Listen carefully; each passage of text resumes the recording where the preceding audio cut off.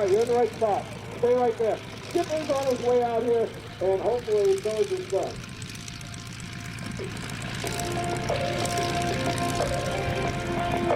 100th birthday to Casey here on site. He is a veteran, and we're so glad to have him here.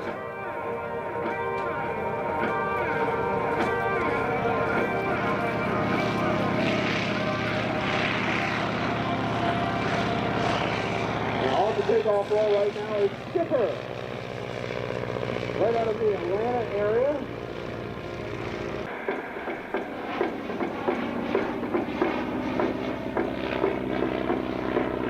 With the Pearl Harbor attack, the U.S. entered World War II, and tens of thousands of young men that grew up with Smiling Jack, Tailspin Tommy, Eddie Rickenbacker, Billy Bishop, and Biggles rushed to the recruiters to fly for the Air Force. But they weren't ready. Fortunately, Hap Arnold, chief of the Air Corps, had known this and made contracts with several civilian organizations. Schools like Embry-Riddle, Spartan School of Aeronautics, and another owned by a longtime U.S. aerobatic champion. Tex Rankin had started the Rankin Aeronautical Academy in Tulare, California. They employed a civilian instructor with military tech background.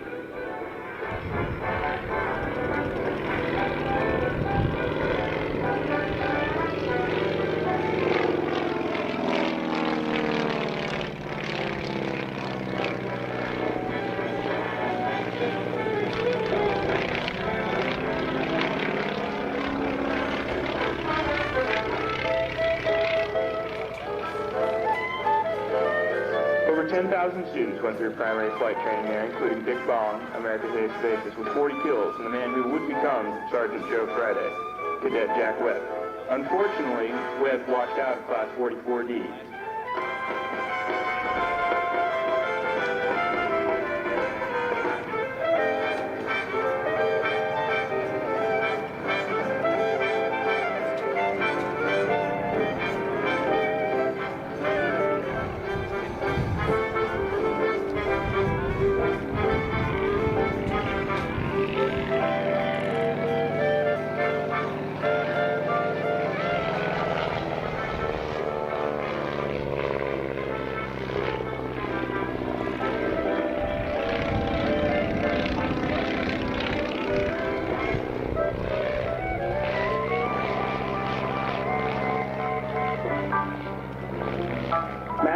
Serial number 2178488 showed up there in July of 1943, looking at UW-40. Contrary to the January of 1943 tech order changing the Air Corps design from the classic blue and yellow to an all-silver fleet, Tech put the yellow band around the fuselage and a chevron along the top wing because of the perpetual haze in the San Joaquin Valley.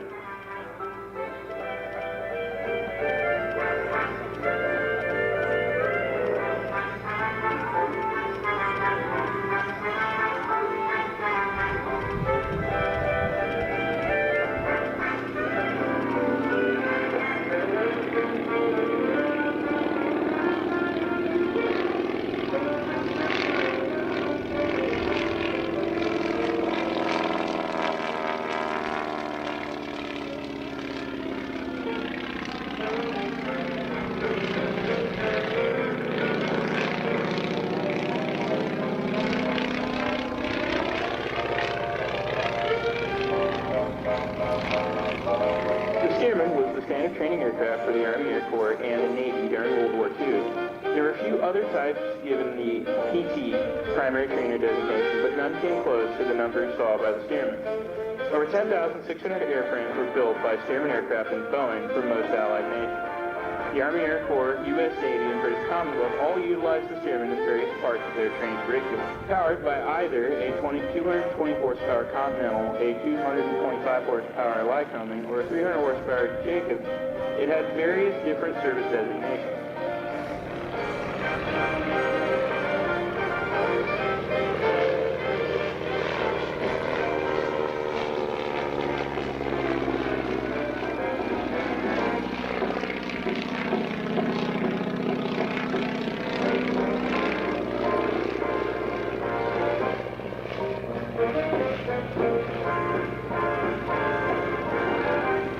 Many of these aircraft were scrapped or sold to surplus develop after the war. As in 1945, the Air Corps had moved to a new model of training which students started in the C-6 rather than a lower.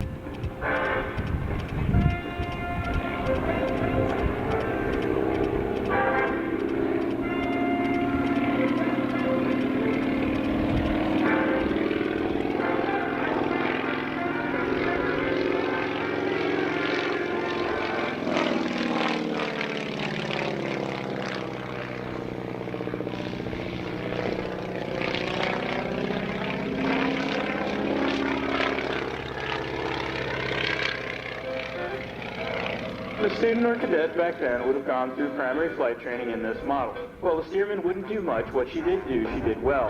Straight and level, climbs, turns, and descents. Agile enough to teach aerobatics and tough enough for them to mess up, especially the landings, which is why the landing gear is built like a tank. The airframe, being the mid-1930s design, is very simple and easy to repair for when the students did go a little too far.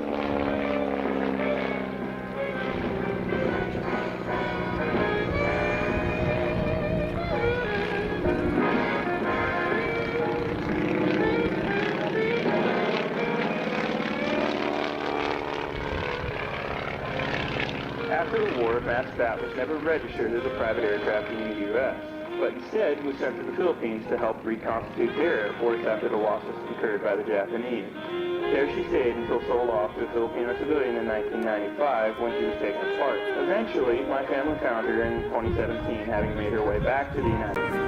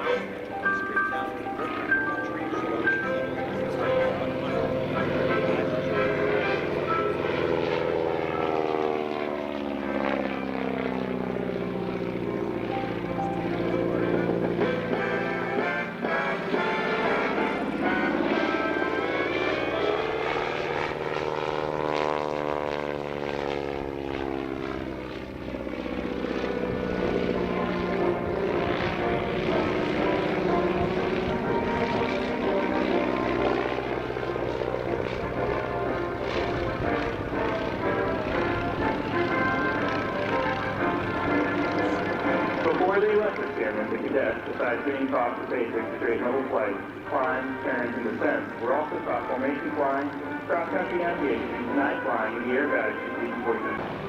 All those dreams and plans foiled by the needs of the service. They still do their part to protect the monument.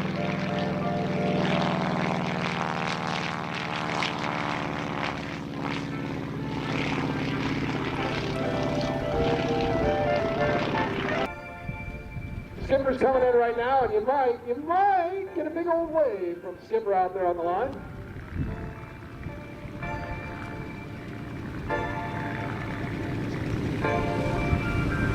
Thank you. All right. Yes. Hey there, Skipper. He is paying attention to taxi right now as we have a couple of aircraft moving their way out. There he is. He's waving to you now. If you're over near show left, he is waving at you right now. Thank you, by the way. Thanks to Skipper and the Museum of the Forgotten Warrior. All right. What's going on? Museum exhibits and Lego displays you can go check out in the long hangar building on the flight line side of the airfield. There you can even take advantage of, believe it or not, air conditioning. So if you want a little bit of air conditioning, that's the place to find it.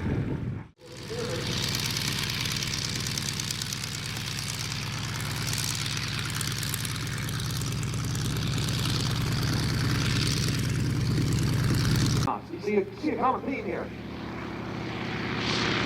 The boys of town go.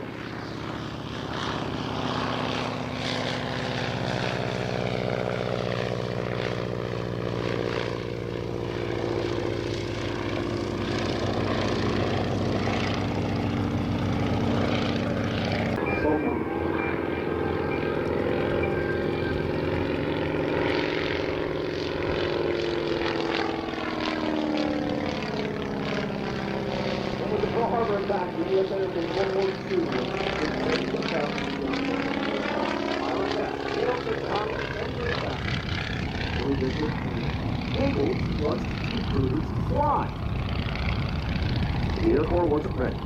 Unfortunately, Hap Arnold, chief of the Air Corps, knew this and made contacts with several civilian organizations, schools like Embry-Riddle, the Spartan School of Aeronautics, and another owned by a long-time chief for his maneuvers. Now, back in from the right, Skipper, demonstrating the PT-17.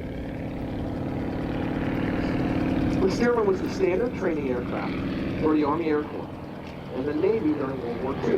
There were other types given the PT designation, but none came close to the numbers of the Stearman 40.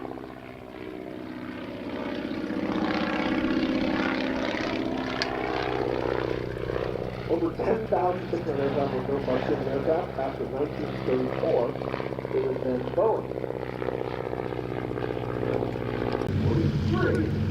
The order changing the Air Corps design from blue and yellow to all silver, Texas put in the yellow band around the fuselage of the aircraft, and Chevron on top really because the potential haze that they want is exactly where they train.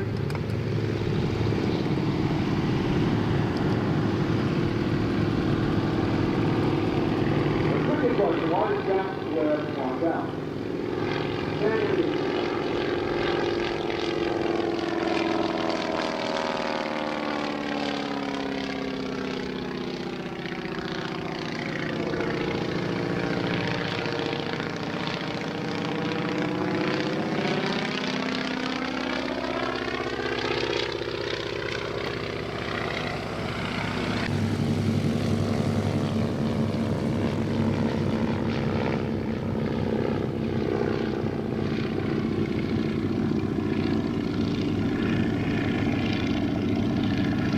Many of these aircraft were strategies. The United States of America was suddenly and deliberately attacked by naval and air forces of the Empire.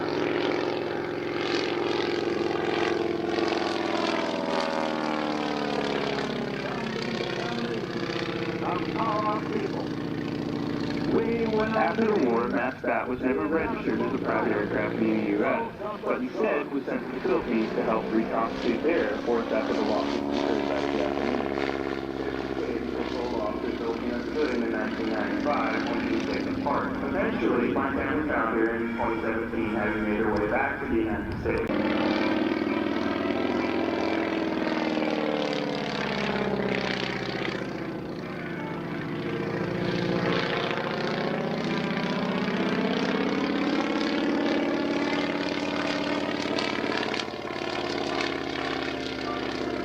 Before they left the Stearman to cadets, besides being taught the basic straight level flights, climbs, turns, and descents, were also taught formation flying, stopcraft navigation, night flying, and airbags to keep 40 a day. No matter what they flew later, all went.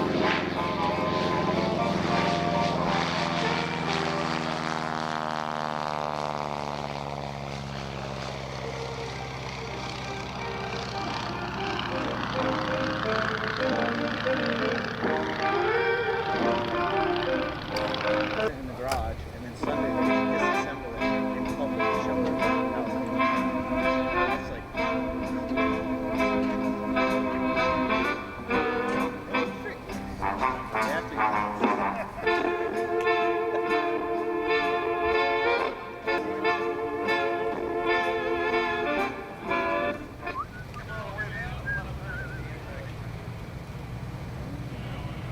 Did that guy land? He didn't land. Oh.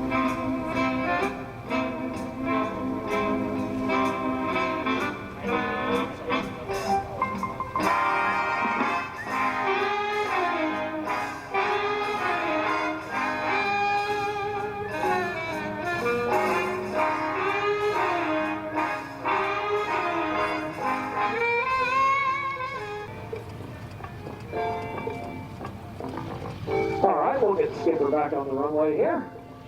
That beautiful Stearman. Nice and warm out here, you know how I know? All the performance stuff is overheating.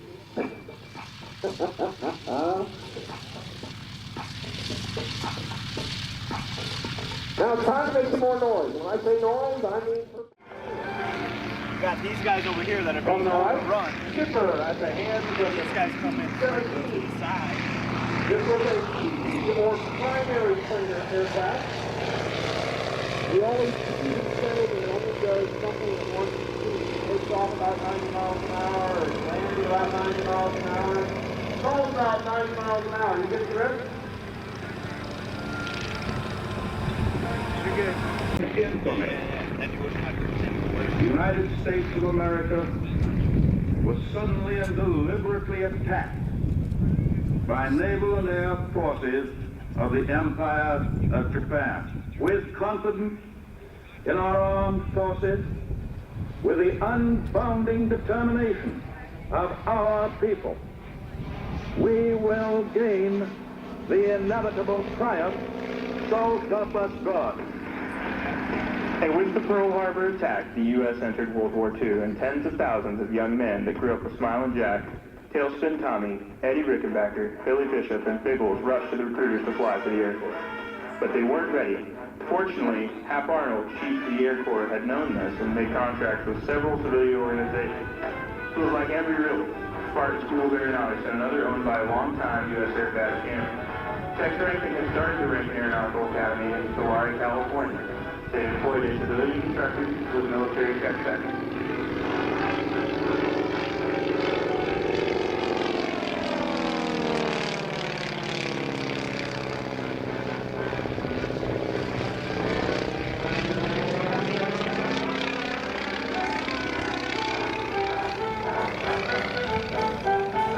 Over 10,000 students went through primary flight training there, including Dick Baum, America's Ace of Aces, before he killed the man who would become Sergeant Joe Friday, Cadet Jack Webb. Unfortunately, Webb washed out of Class 44D.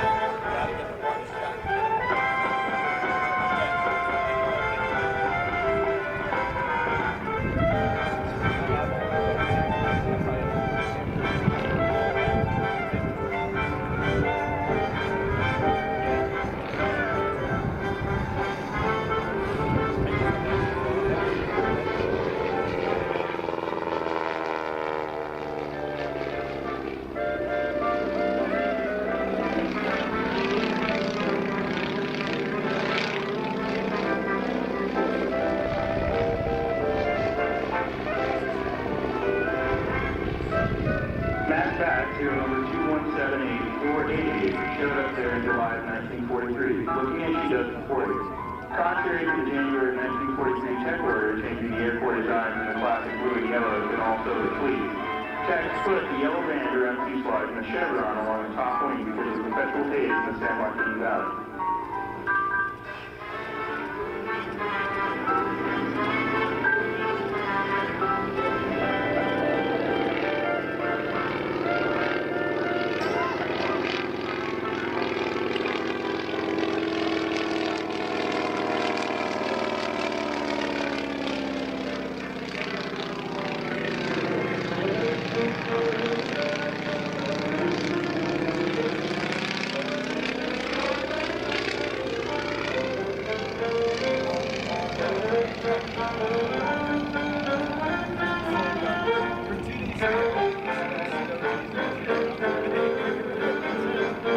The Stearman was the standard training aircraft for the Army Air Corps and the Navy during World War II.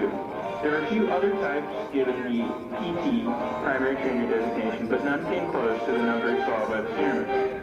Over 10,600 airframes were built by Stearman Aircraft and Boeing for most Allied nations. The Army Air Corps, U.S. Navy, and British Commonwealth all utilized the Stearman in various parts of their training curriculum. Powered by either a 220 horsepower Continental, a 225 horsepower Lycoming, or a 300 horsepower Jacobs, it had various different service designations.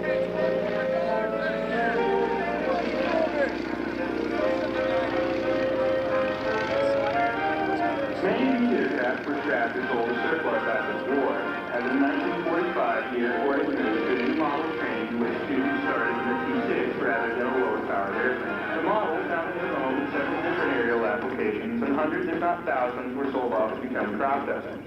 Some were lent to foreign nations to help rebuild their...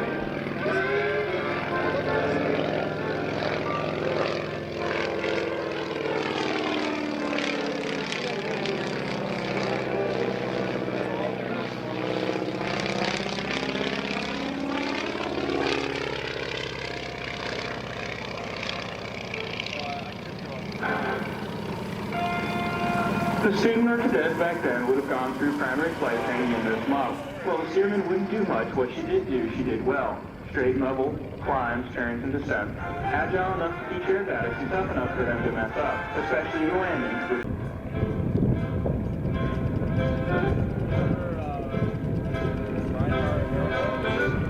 That's another one I did.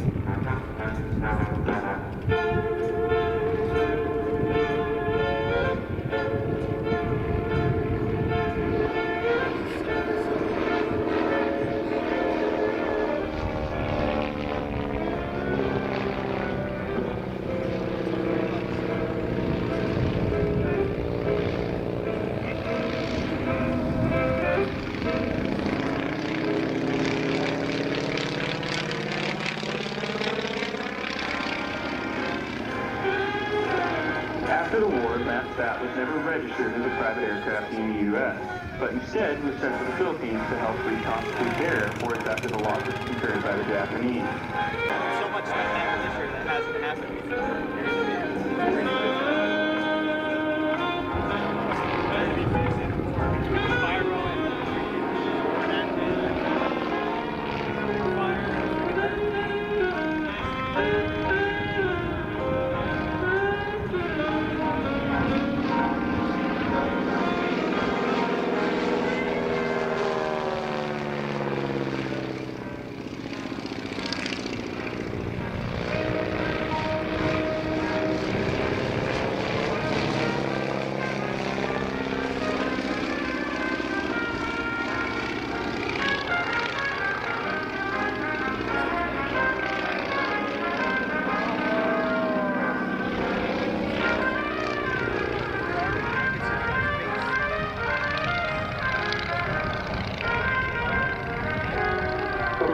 The Stearman, the cadet, the newest forgotten warrior that operates the mass bat is dedicated to all those fighter pilots that became transport pilots. To all those effective combat pilots that became instructors. All those dreams and plans for by their needs in service. They still did their part to protect the mind.